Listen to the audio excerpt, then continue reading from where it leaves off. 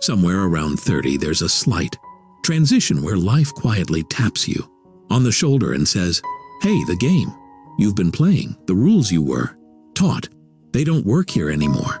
You look around and notice people your age doing wildly different in life. One person is still being a team player, going above and beyond for a company that would replace them in a week. Another is bending the exact same systems in their favor and somehow working less, earning more, and calling more shots. One friend is exhausted from always being the understanding one in their relationships. Another walked away from people who took them for granted and somehow ended up with better friends, better partner, better peace. And you start asking yourself that dark little question you don't say out loud. Did I waste my 20s playing fair in a game that isn't fair? Machiavelli would tell you something blunt. The world does not reward fairness. The world rewards effectiveness. And before you get defensive, I'm not saying you should become a liar or a monster. What I'm saying is this: after 30, if you keep living like life is a school classroom where good behavior automatically leads to gold stars, you will get buried by people who accepted that the real world works differently. Playing fair the way you were taught often really means you go second so others feel comfortable. You protect other people's feelings while they trample yours. You follow the written rules while they follow the results. Machiavelli wrote for princes, trying to survive brutal politics, but the psychology isn't that different from what you face now. Limited time, limited opportunities. People who are mainly motivated by their interests, not your feelings. So let's talk adult to adult about what it actually means to stop playing fair after 30 in a way that doesn't destroy your soul but finally protects your life. Because the truth is, staying too fair is not noble anymore. It's expensive. It costs you years you don't get back. First, we need to clear something up. There are two kinds of fair. There's ethical fairness. Don't cheat. Don't exploit. Don't deliberately harm people. Keep your promises. Then, there's naive fairness. Everyone gets an equal slice. Everyone's feelings matter more than reality. Everyone deserves endless chances. And you never use an advantage even when it's right in front of you, because that feels unfair. The first one you keep, the second one you must start killing off. Machiavelli's word for this was Vieru, not virtue-like, being nice, but a kind of sharp, strategic strength, the ability to read reality clearly, act decisively, and shape your own fate instead of waiting for fortune to be kind. That's the only path to power he respected, not being the best person in the room, being the one who understands the room and moves inside it with intent. So, where does this show up for you practically? Let's start with your time. In your 20s, you can sort of afford to say yes to everything, every invitation, every pick, your brain, every random project. You're experimenting, you're collecting experiences. After 30, every yes has a serious price tag. You say yes to overtime you don't need. You just said no to your body, your side project, your relationship. You say yes to catching up with people who drain you. You said no to rest or the people who actually nourish you. You say yes to one more year at a job you've outgrown. You said no to starting the path you actually want. Playing fair with your time sounds like I should help them. They'd be disappointed if I say, no, I should show up. They invited me. I should stay. It would be unfair to leave. Machiavelli would laugh at that word, should. He'd ask what happens to your position if you keep doing this. Because in his world, every choice either strengthened or weakened you. You need to start weighing time like that, not emotionally, strategically. Before you say yes, ask yourself, if I do this 10 more times, where does it lead? Does this serve my future or just keep the peace right now? That's not selfish, that's you. Understanding that time after 30 is not a renewable resource. Another area where playing fair destroys people after 30 is your career. You were probably told, do good work, keep your head down, don't rock the boat, your boss will notice. But look around honestly, is that actually who's advancing? Or is it the person who makes their contributions? Visible, builds relationships with, people above them, takes credit without apologizing, asks for the raise instead of hoping. Machiavelli's prince didn't sit in the corner doing quiet, perfect work. He built alliances, controlled narratives, and made sure his victories were known. You don't need to become an office politician, but you do need to stop playing by this school rule. If I'm good, the teacher will reward me. Your boss isn't your parent. Your company isn't your family. And fairness is not a performance review metric. After 30, you have to stop pretending otherwise. That means a few uncomfortable shifts. Stop believing that loyalty will be repaid just because it feels fair. If they would let you go to protect the bottom line, then you have to protect your bottom line too.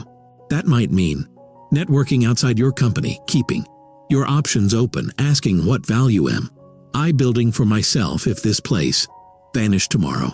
Stop expecting people to magically know your value. Start telling them I led X and the result was Y. I've taken on A, B, and C over the last year. I want to talk about title and compensation reflecting that. I'd like to be considered for that role. Here's why I'm a fit. Is that awkward? Yeah. Is it unfair to the quiet guy who never asks? Maybe, but you're not responsible for playing fair on his behalf at the cost of your own life. Machiavelli would say in politics, people who don't ask don't receive. The same applies here. Now let's talk about relationships, because this is where a lot of people who think they're playing fair are actually playing martyr. Romantic relationships, friendships, family, we're trained to believe that. Being a good person means always seeing their side, always being understanding, always giving one more chance, splitting everything 5,050 even when the effort is clearly 9,010. That's the story. Here's the reality. Some people will take every inch you give them and then convince you that asking for basic reciprocity is unfair. You say, I need more effort from you. They say, you're too demanding. You set a boundary. They say, you've changed. You're selfish. Now, in Machiavellian terms, they're protecting the status quo because it benefits them. Your fairness makes their life easier. Why would they want that to change? After 30, you cannot keep negotiating your life with people who only show up when it's convenient. Stopping playing fair in relationships means you stop giving the same access to people who've proven they don't care. You stop pretending everyone deserves equal emotional investment. You allow people to feel it when they've lost privileges with you. You don't have to blow things up with drama. You just start acting like a ruler of your own kingdom. If a prince had a noble who constantly disrespected him, ignored responsibilities, and stirred trouble, Machiavelli would not advise him to keep inviting that man to dinner. To be fair, he'd say, reduce his influence, watch him carefully, and if necessary, remove him. You're not chopping heads off, obviously, but you can stop sharing your deepest worries with someone who repeatedly uses them against you. Stop rearranging your schedule for people who never show up on time. Stop saving the same person from the same mess again and again. Fairness to yourself starts to matter more than fairness to the story other people are attached to. Somewhere around 30, you know your patterns. You know who drains you. You know who makes your life harder. You are not confused. You're just scared of what happens if you stop playing fair and start playing real. There's another piece here. Opportunities. We are taught from childhood that we should make sure everyone gets a chance. That taking an opportunity too quickly is greedy. That stepping up when someone else wanted to is unfair. But think about how the world actually works. Opportunities do not stand still and wait politely to be claimed. They fly past. Someone grabs them. Usually the person who feels least guilty about looking too eager. Machiavelli said, fortune is like a river that floods If you're ready for it, you can channel it. If not, it washes you away. He also compared fortune to a woman who favors the bold. Point is, luck comes, but boldness determines who can use it. After 30, you have to start being biased toward action instead of fairness. If there's a project that could change your trajectory and you're thinking, well, it might hurt someone's feelings if I volunteer. What if they think I'm full of myself? Maybe I should wait until someone offers it to me. Someone less conflicted is already raising their hand. Playing fair here is really just abandoning yourself. Way better rule is, if you're qualified and ready, you go. If it's not right, someone can pull you back. But don't disqualify yourself because you're trying to be considerate of invisible competitors. Now, I want to touch the part of this that feels dark because I know some of you are thinking, if everyone behaved like this, the world would become ruthless. Here's the subtle thing Machiavelli actually understood. Most people will not do any of this. Most people default to comfort, habits, and stories. You becoming more strategic, less naive, and more protective of your life does not plunge the world into chaos. It just moves you out of the herd. That gets pushed around, and you can set your own ethics. You can say, I will not lie. I will not steal. I will not deliberately harm. But also, I will not play small to make others comfortable. I will not sacrifice my future because someone else calls my boundaries unfair. I will not pretend the world is kinder than it is. That's the Machiavellian path to power for someone who still wants to sleep at night. Clear ethics, sharp strategy. Let's get even more concrete. How do you actually start living this? Think of 3 basic shifts. The first shift is from guilt-based decisions to consequence-based decisions. Right now, a lot of your choices might be driven by, I would feel guilty if I said no. I would feel mean if I spoke up. I would feel selfish if I put myself first. Replace that with, if I say yes 10 more times, where does this lead? If I stay quiet, what pattern am I reinforcing? If I keep putting myself last, who exactly benefits? It's not that guilt disappears overnight, but you stop letting it be the final judge. You weigh outcomes. Machiavelli didn't ask, will this make the prince liked? He asked, will this keep the state stable? Will this strengthen or weaken him? You can ask the same about your choices. The second shift is from equal treatment to earned treatment. That means you stop treating a stranger, a flaky friend, a colleague who's undercut you, and someone who's shown up for you for years exactly the same. You still show basic respect to everyone, but your trust, your time, your energy, your loyalty, those become earned currencies, not default settings. Notice who actually keeps your confidences, shows up when it's inconvenient, celebrates your wins, without jealousy, respects your boundaries. These people get more access, everyone else gets less. This might feel unfair compared to the fantasy where you're endlessly available to everyone, but it's actually more fair than what you've been doing, which is underserving the people who genuinely care because you're burnt out from chasing those who don't. The third shift is from hoping to positioning. In your 20s, you can kind of drift. You can hope things will work out. Hope someone notices you. Hope one day you'll get your turn. After 30, hope without. Positioning is cruelty to yourself. Positioning means you're where the information flows, not always at the edge.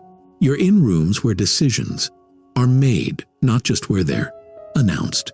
You're building skills that make you valuable, not just busy. You're saving, investing, and planning so your future isn't entirely at the mercy of your boss or the economy. March of. Princes did not just trust luck. They prepared. They worked. They armed themselves. They built alliances. You don't need armor, but maybe you need a network that isn't just your coworkers. You don't need a fortress, but maybe you need an emergency fund so you can walk away from a toxic job. You don't need soldiers, but maybe you need rare skills that travel with you anywhere. That's what not playing fair looks like in a modern life you quietly stack. Advantages instead of pretending. Everyone has the same shot. Now, if all of this feels overwhelming, take a breath. You don't have to become a different person by next week. You don't have to confront everyone, quit your job, and move to a different city. Power, in Machiavelli's sense, is usually built in increments, so maybe your starting point is small and ridiculously clear. One place where you are obviously playing too fair and it's clearly hurting you. Maybe it's work. You stay late, cover for others, never get credit. Maybe it's a friend who only calls when their life is burning. Maybe it's family who guilt you into every decision. Pick one. Ask yourself, what would it look like if I stopped playing fair here and started playing smart? Maybe that means documenting your work more and making sure your manager sees it. Maybe it means saying, I can't talk right now the next time the drama friend calls at midnight on a work night. Maybe it means telling family, I love you, but I'm making this decision for my life, not for your approval. You will feel resistance inside yourself. That's normal. That's the child in you who was trained to believe that fairness always means self-sacrifice. You're not killing that part. You're updating it. After 30, you're not supposed to be the same person you were at 19. You've seen enough to know that the world is not a neat karmic spreadsheet where every good thing you do boomerangs back politely. Some of your kindness will never be returned. Some of your effort will never be recognized. Some of your sacrifices will never be appreciated. You can stay bitter about that, or you can let that reality harden you in a good way. A little more steel in your spine. A little more calculation in your yes. A little more detachment from people's opinions. A lot more seriousness about your own life. Machiavelli didn't write for children. He wrote for adults who had everything to lose if they stayed naive. You might not be ruling a city-state, but you are ruling something. Your limited years, your energy, your relationships, your career. If you keep playing by the soft classroom version of fair, you're going to keep watching bolder, sharper, less apologetic people take the things you were hoping would just show up for you. So here's the line I want you to carry with you after 30. Fair is this, fair to my future, fair to my effort, fair to my values, fair to my limited time on this planet. Not just fair to everyone's expectations of me, if you have to choose between being fair to others, comfort, and fair to your own life. Lean toward your life. That's the only path to power, Machiavelli would recognize. Seeing reality clearly, dropping the comforting lies, and acting in your own interest without losing your basic humanity. You don't need to become cruel. You do need to stop being endlessly available. You don't need to be dishonest. You do need to stop assuming people will play as fair with you as you do with them. After 30, that's not cynicism. That's self-respect with its eyes